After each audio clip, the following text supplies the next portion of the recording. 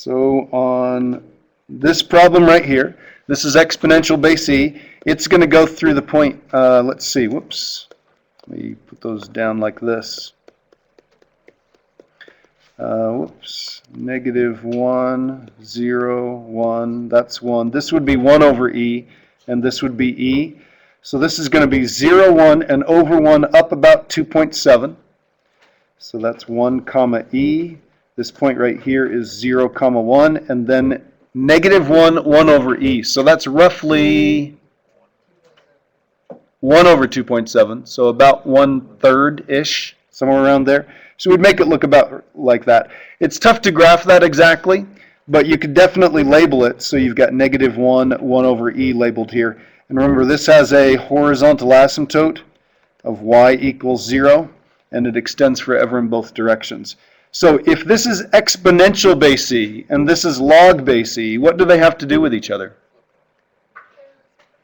Okay, not reciprocals. What's the word? They're inverses. Okay, those functions undo each other, and graphically they're reflections across the line y equals x. So if I wanted to, I could graph it on the same set of axes. Okay, but really what I'm after is we're going to switch the x stuff for the y stuff. So I'm going to switch this. I'm not going to graph negative 1, 1 over e. I'm going to graph 1 over e, which is about 1/3, and down 1. So that point right there is 1 over e, comma negative 1. The next point, instead of graphing 0, 1, is 1, 0. And the next point, instead of 1e, is e, comma 1. So about 2.7. You can't do that exactly again, but we'll go up 1 right there, and we'll label that point as e, comma 1. That's what the graph looks like. Okay, and please don't make it stray over here. We want to have that vertical asymptote of x equals 0. Make it look like that. So if you were to do this on a test, let's say I had one of these problems on there, you'd get 100% on that because you've identified the 3 key points, the points where the bend in that curve happens. Okay? You've got the asymptote, you've labeled the points, everything looks good. Are there any questions? Yeah.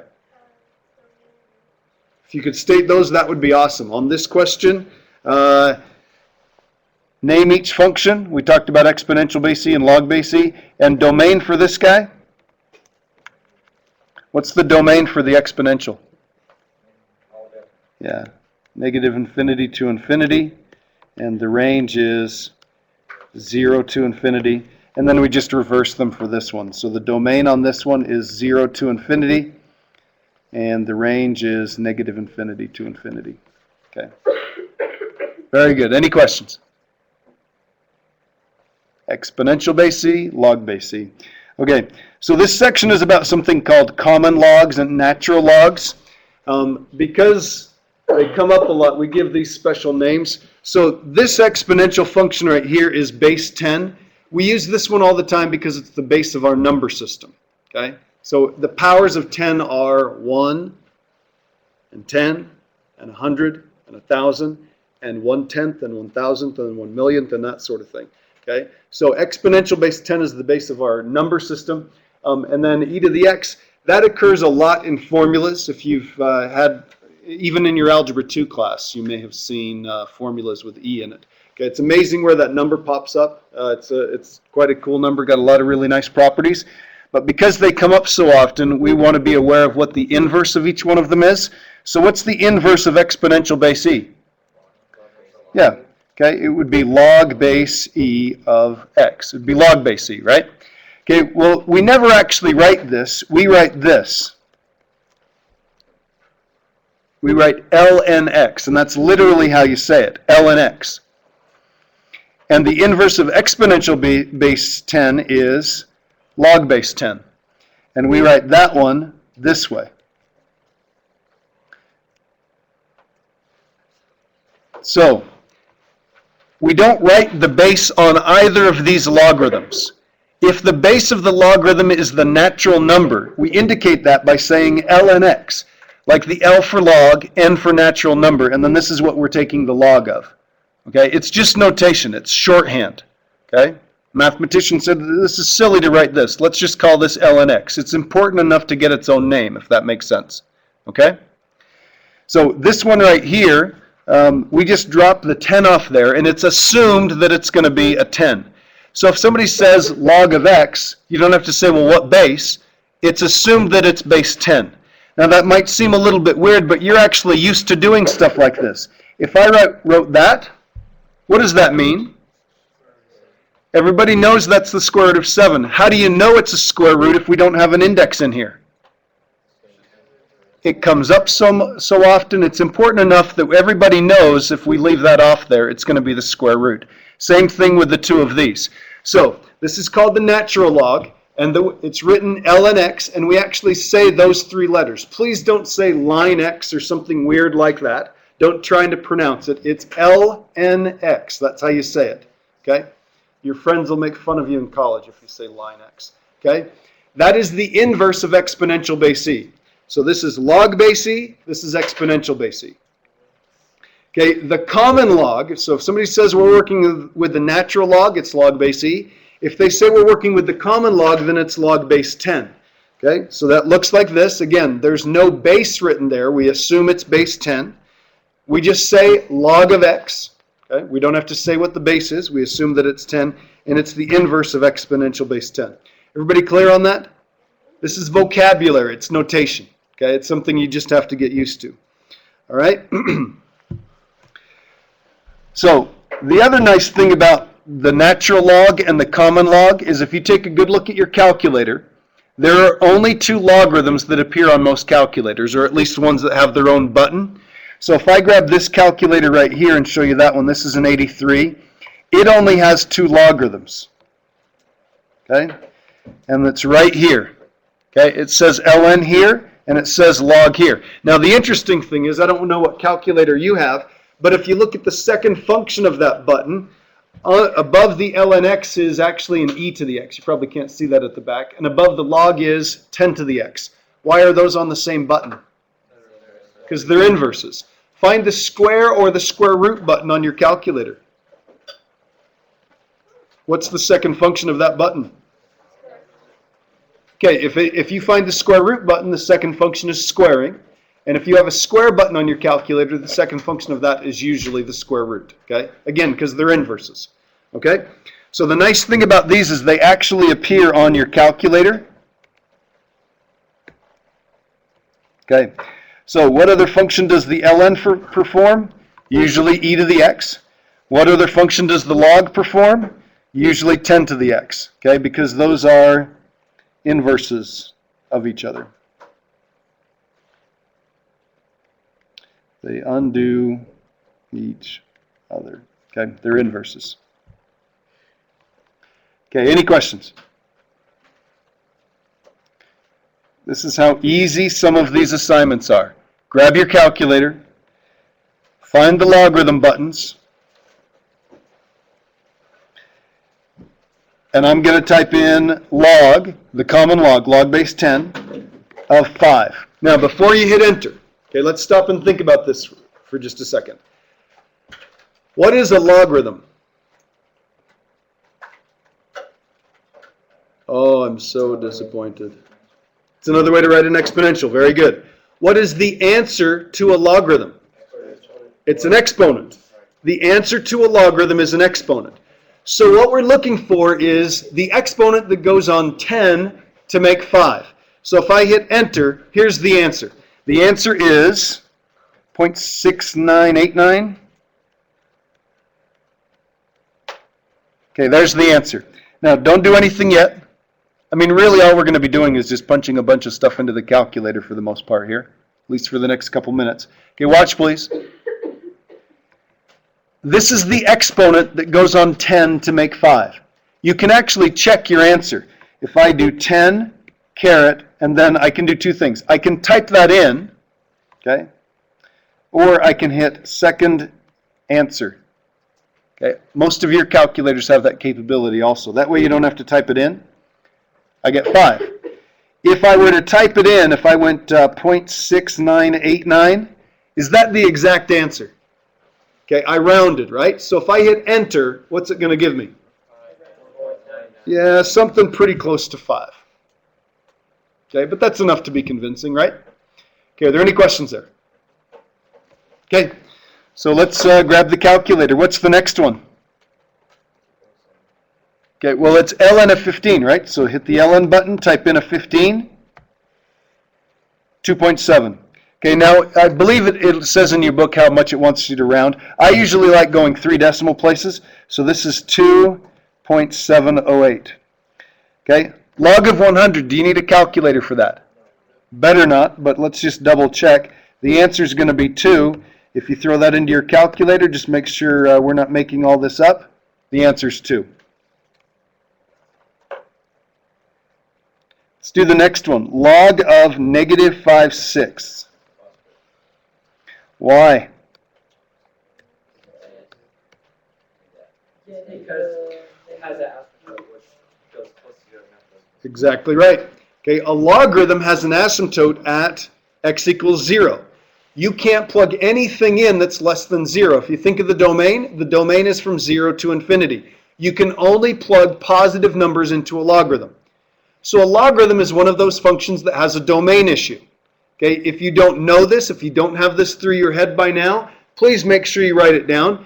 There are 3 main functions that we come across that have domain issues. One of them is dividing. You can't divide by 0. What's the next one? Even roots of negatives. You can't take the even root of a negative. The third one that we've just run across is you can't take the log of negative or 0. Neither one of those is okay. Okay? So we can't do this. Can't divide by 0. Can't take the even root of a negative. And you can't take the log of 0 or a negative. That's not allowed. Okay? So this one does not exist. Okay, help me out here. I don't want to type these in. ln 0.23, make sure you get it right. Negative 1.5. Okay, let's go 469. Now, if that's right, I can actually check that. I can say, well, what's the base of this logarithm? Nope. E. So if I take E, you've all got an E button on your calculator. On this one, it's above the divide. E to that number right there, negative 1.469. If I hit enter, I better get a number really close to 0.23, and I do. Okay, so that is the right answer there. Okay, and this is a pretty big number, isn't it? What is it? 11.72. Okay, all right, take a good look at these. Okay, I just want to make sure you can type these into your calculator. 10 to the 2.1. We're literally just going to type in 10, hit the caret, 2.1, 125.892. E to the 4th. Make sure you can find the E button. Okay, it's in different places on different calculators. Okay, on this one, I'm just going to hit second ln. It puts all that stuff in there for me, and all I need to do is type in a 4, 54.589. 98. Okay, dyslexic today. 10 to the negative 0.25. What is that? 0.0316. Is that right? Whoa. Some discrepancies. Okay, let's see. 10 caret. And we're going to go negative 0.25.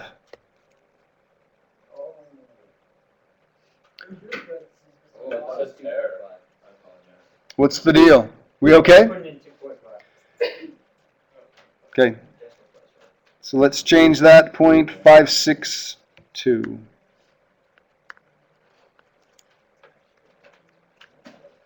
Okay, and e to the e, that's an interesting one. So we're going to go e to the e. Everybody know where to find those?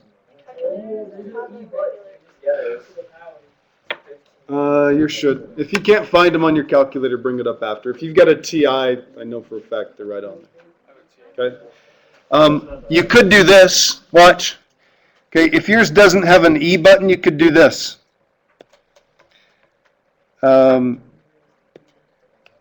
I could do this and raise that to the first, because e to the first would be e. 15.15.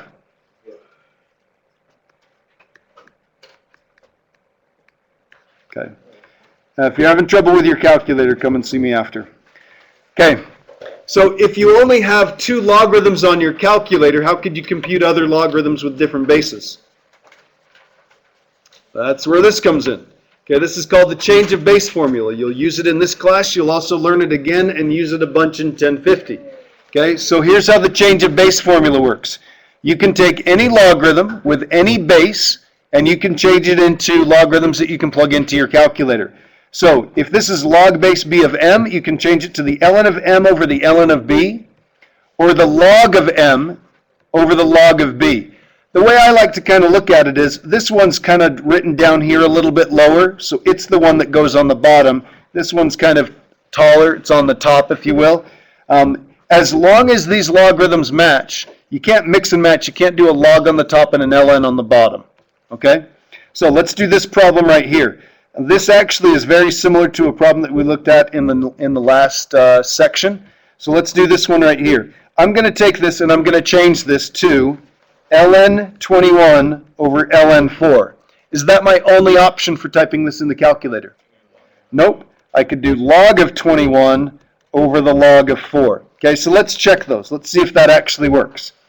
So I'm going to type in ln 21, and I like ln because it's one less letter, and mathematicians tend to be kind of lazy. Okay, and then this is going to be ln 4. Hit enter. I think the answer is 2.196. How could I check and make sure? Say that again? Okay. Remember, that's the answer to a logarithm. So it should be the exponent that goes on 4 to make 21. So I'm going to do 4 caret, and then that answer. This should give me exactly 21 because I didn't round it all, and there it is. So we're absolutely certain that's the right answer. Any questions? Okay, it works this way also. If I do a log of 21 divided by a log of 4, same answer. So as long as you match the base of the logarithm on the top and the bottom, it'll give you the same answer. Okay? Would you do the next couple and check your answer with your neighbor?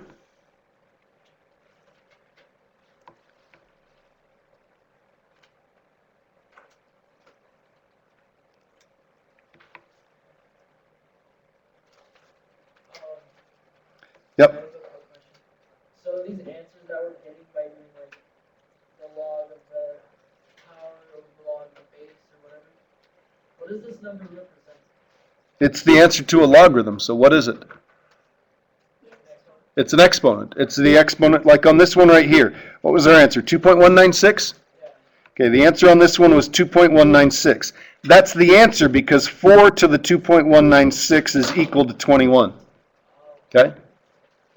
Okay, don't forget that. The answer to a logarithm is an exponent. What do you get on your calculator on this one? Good.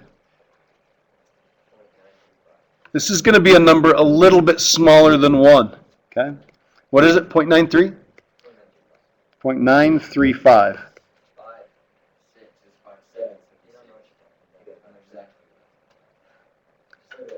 Oh boy. Okay, how about this one? Negative 8.015. Works for me. My. Gotcha. Okay. All right. So just as a quick review, now we're going to, so that's how we can, so we've gone over natural logs, common logs, and we've also shown you how on your calculator you can compute any logarithm you want with any base. Remember, the bases have to be positive. Okay? So if you know what an exponential function looks like, if you know all this stuff, can you fill in this stuff? Because we learned this the other day. What do we call that? Log base A. Base has got to be a positive number other than 1. Domain? 0 to infinity. Range? Okay, getting a lot of answers over on this side of the room. And it has a what type of asymptote? Vertical. And instead of it being a y equals 0, x equals 0. Okay? So we're to the bottom of this page, and then we've just got a few on the other side. We want to graph 10 to the x and log of x. Notice I'm not saying log base because we know what the base is. We know it's base 10. Okay? So we want 3 key points, and we want to name each function. So this is going to be exponential base 10. This is log base 10. So this one goes through 0, 1 and 1, 10. What's that point right there? Yep, that point is -1, comma 1/10.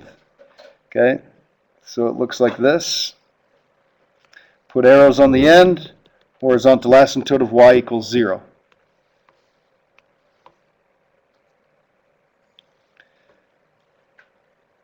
Okay, now, I think this is about the last time I'm going to graph these together, because we should just be able to graph a logarithm without graphing the exponential. You don't have to graph the exponential first.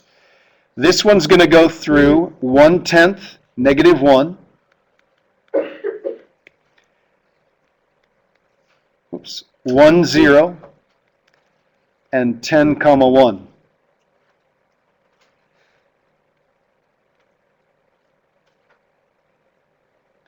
So it looks like that, and it has a vertical asymptote of x equals 0. Any questions?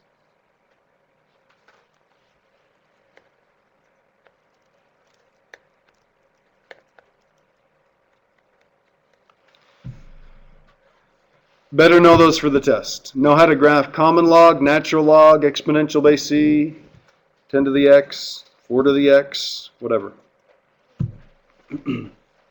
Okay, perfect. Let's see, 1, 2, 3, 4, 5, 6. 6 graphs to do on this page, and then we're done. Yay. Thank you very much for the enthusiasm. Okay, you already know how to graph this function right here. This is exponential base e. That's the parent graph. What does the 1 do? Moves it. Careful. Are we changing the x before we make the shape? Or are we making the shape and then changing it? Yeah. We're adding 1 after the fact. So we make the shape and then we add 1. That's going to move it up 1. Okay? Yeah. Just do like nowadays you make a table like you regularly would, but then you just do +1 in the y. Yeah, I wouldn't get in the habit of that. Okay? I don't want to. Okay, listen up. I don't want to see XY tables on these. Okay? If you want to graph the 3 original points, that's fine. But in general, it's a bad idea to get used to, well, here's the table, and then here's what I'm going to add to each one of these. You can do that if you want, okay, but I wouldn't advise it. I'd think about what this shape looks like, and then think about what that transformation does. It takes that shape and it moves it up 1. So if we used to graph 0, 1, so this is kind of the same thing. If we used to graph 0, 1, we're going to graph 0, 2. If we used to graph 1, comma e, this is a little tough. If it used to be 1, comma e, we're going to move that up 1. Which coordinate changes? The y. Well, what's e plus 1? It's about 3.7, but here's the cool part. It's just e plus 1. That's how you write it down. So that would be 3.7. So this point would be 1, comma e plus 1.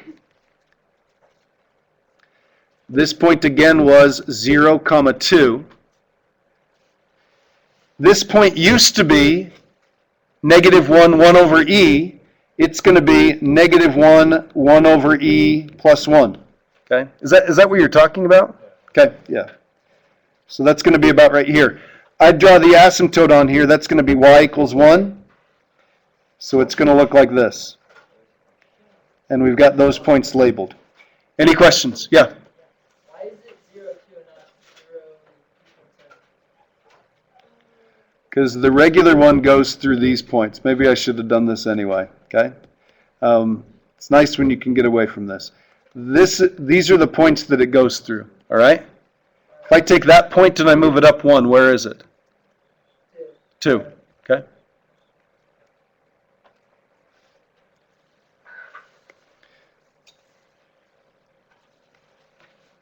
What does the negative and the -2 do? Okay, that is a vertical flip, and this is a vertical, we call it a vertical shift. It's going to be down 2. Okay? So we could graph the original shape. The original shape looks like this.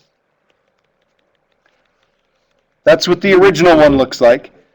This one's going to be flipped over and moved down. So instead of having a horizontal asymptote of y equals 0, what are we going to have? Y equals -2. And instead of going up, it's going to go down. So it's going to cross right here at 0, -3. Okay, this point used to be 1, e. It got flipped upside down and moved down 2. So that would be at -e. So we'd go to the right and down e, and then we'd move it down 2 more units. So the next point is going to be 1, -e minus 2.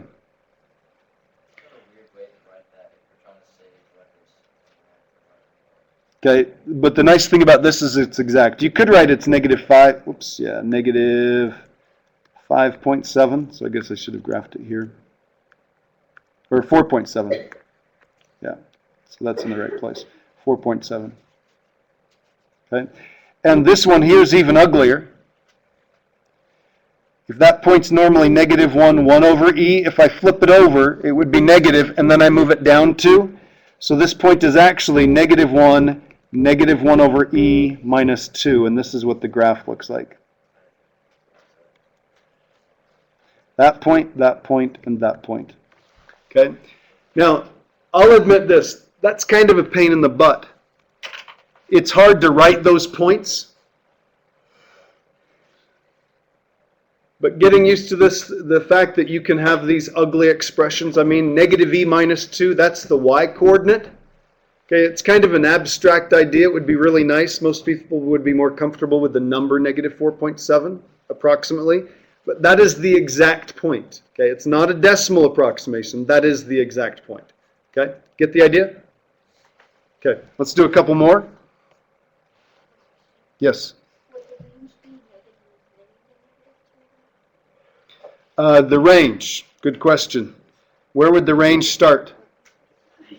-infinity, and it would go all the way up to here. So it would be -infinity to -2. Let's see, did I ask? Oh, state the domain and range, very good. Okay, let's do that on this one. So the domain on this one, -infinity to infinity, and the range, 1 to infinity. And on this other one, the domain, it's an exponential, so you can plug in anything you want. So that's going to be -infinity to infinity. And the range starts at -infinity and it stops when you get to -2. Thanks for reminding me of that. Okay. Any questions?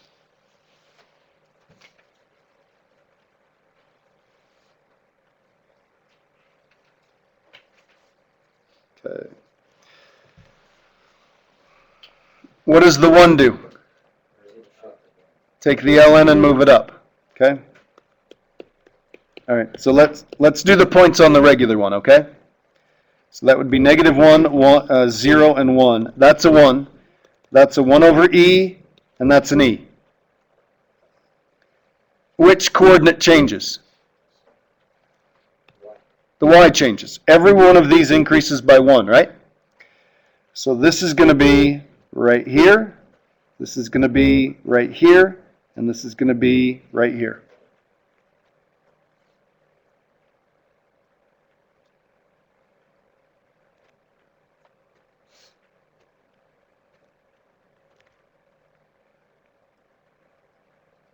So let's go backwards. What's this point? Now? Did the x-coordinate change? Okay, the x-coordinate didn't change. We just added 1 to that, so that's going to be e comma 2. The x-coordinate didn't change. We just added 1 to that, so that's going to be 1 comma 1. It even looks like it's in the right place, doesn't it? And if I add 1 to this, to the y-coordinate, that's going to be 1 over e comma 0. Those are the 3 points. Put arrows on the end. Label the asymptote, domain, and range. Weird thing is, it's the same as it was before. Whoops. Still plug in 0 to infinity, and the range is still -infinity to infinity. So that transformation doesn't change the domain or the range. Any questions? Okay. I'm gonna blow this next one up big. So are we done with this? Can I move on? Yeah.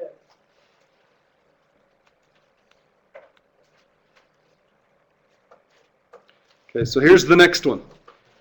2 ln x minus 2 minus 2. The x minus 2, that's in parentheses.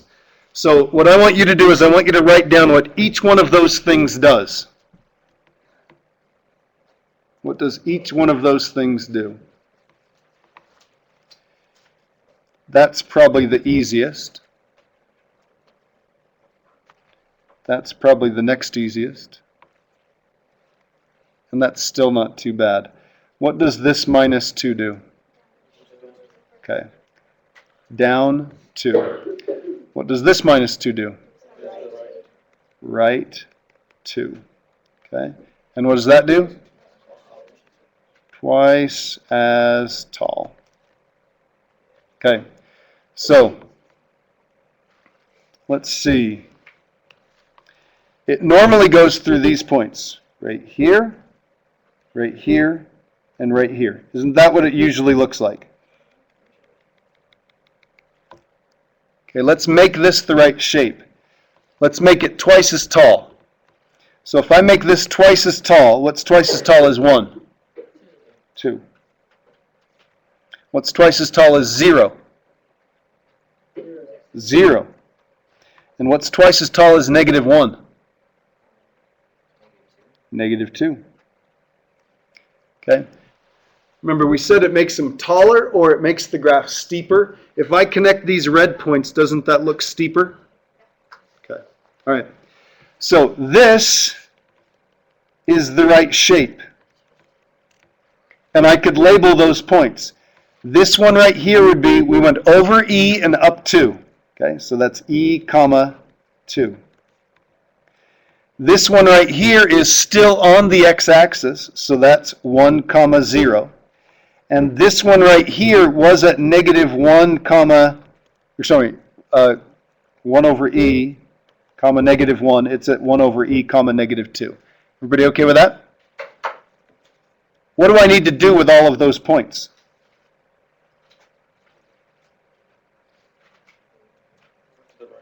Move it to the right 2 and down 2. So if I go to the right 2 units and down 2, that's going to put me right here. So if I go to the right 2, that changes the x-coordinate. So that's going to be E plus 2. And if I go down 2, what's my y-coordinate? 0. This one should be easy. If I go to the right 2 units, 1, 2, and down 2, that's going to put me right here. If I go to the right 2, that's going to put me at 3, and if I go down 2, that's going to put me at negative 2. And this last one, how could I move 1 over E 2 units to the right? Yeah, 1 over E plus 2, and then if I go down 2 from here, where's that going to put me? Negative 4, okay? So this would be over 2 and down 2, so that's going to put me right there. Okay, hold on one second. What's the asymptote now? It's going to be x equals 2.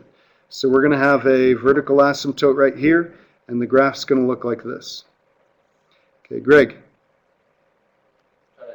So when you times a natural log by 2, or ln of by 2, so it goes... It makes it steeper.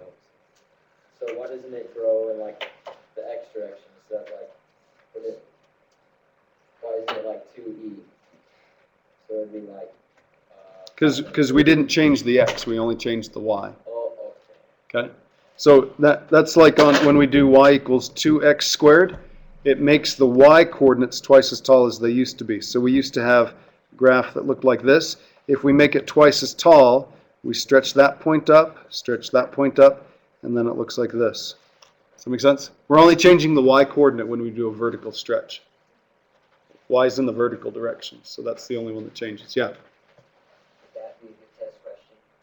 That's a little too hard. A little too hard? Mhm. That's not getting I didn't say that. I think you're making a pretty big assumption.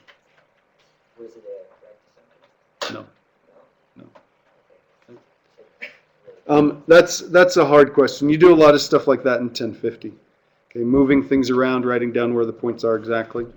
Any questions? Okay, last two. I think these go a little bit more smoothly. Is that hard? No, we already graphed that. What does the negative do to the graph? Flips it upside down. So this isn't going to run along here and go up. It's going to run along here and go down. Okay, could you label those key points there?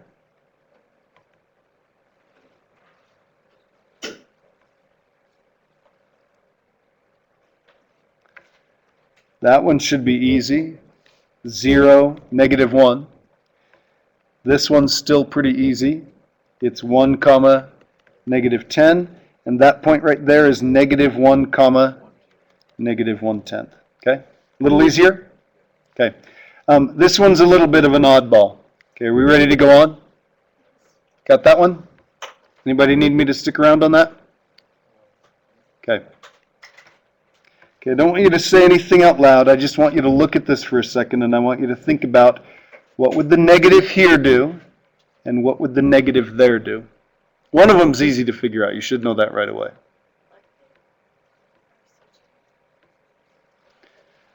Okay, what does a negative in front of the function normally do? Okay, that's a vertical flip. What do you think the negative in front of the x does? There we go. That's a horizontal flip. Greg? Flips it. Okay, this one, here's the weird part. If it's a vertical flip, it flips it like this. Okay, we're changing it in the y direction, but what axis are we flipping it across? Okay, so a vertical flip is a reflection across the x-axis. A horizontal flip, we're changing the x-coordinates, but we're flipping them over what axis? The y-axis. Okay, yeah. Wouldn't that be its inverse? Well, let's check and see. Okay, here's what the original one looks like.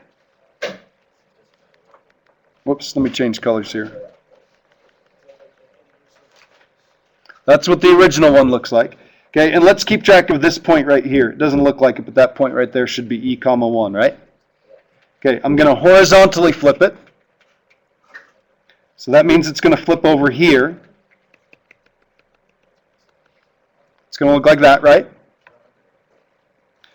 Okay, what's that point now? Hold on, we're not done yet. That would be -e, 1, right? The x-coordinate just changes to a negative. Okay, and then I need to take that and I need to vertically flip it. So that means I need to take this point and flip it down here. So that's going to be right here. That's still going to be right here. And this point right here would come up there. So it's going to look like this right here. Let me change colors. Put the actual graph, the answer to this problem in blue.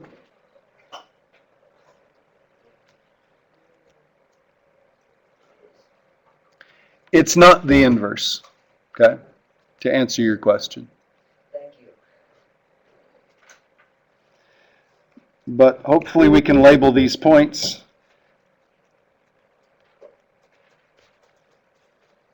What's this one? -e, -1. That one's not bad. -1, 0. That one's a little bit of a mess. -1 over e, 1. Okay? So the blue graph is the answer. I just said graph it and label the key points. You don't have to put the asymptotes and all that sort of stuff. Yeah. Is that still, for the asymptote, is that still x equals 0? It is. Here's the weird part. We've got an asymptote of x equals 0. If we vertically flip it and then horizontally flip it, x equals 0 doesn't go anywhere. But if we shift it, then If we shift it, then it would change. So yeah, vertical asymptote would still be x equals 0. Good point. Okay. Greg?